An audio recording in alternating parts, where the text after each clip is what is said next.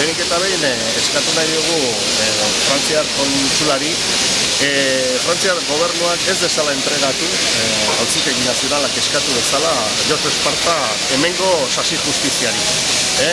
Azken finean akusazioaren oinarri bakarra da azken hamarkada osoan eskubide zibil eta politikoen kontra jorratutako Espainiar jazarpena, ilegalizazioan oinarri duten sumarioak eta akusazioak, eta demokrazia baten tokirik ez duten akusazioei ezin zaie kasurik egin bere burua demokratatzat daukan gobernu, Frantziar bezalako gobernu batek.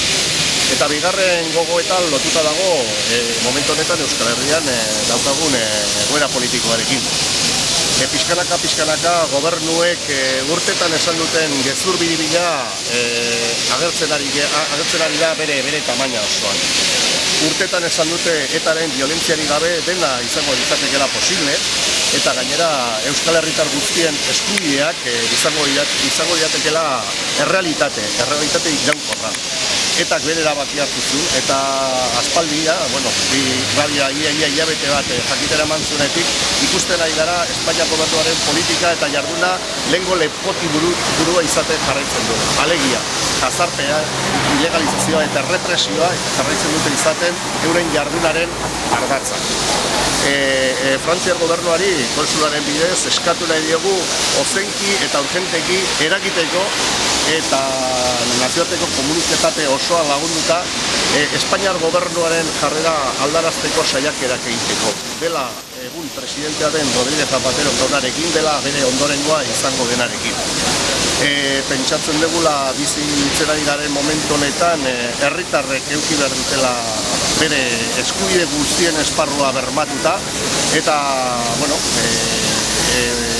nazioarteko komunitatearen pisua eta eragina indar handikoa eta garrantzi handikoa izango litzatekeela Euskal Herritarren mobilizazioarekin batera egoera hori aldatzeko, Espainiako gobernuaren jarrera aldarazteko.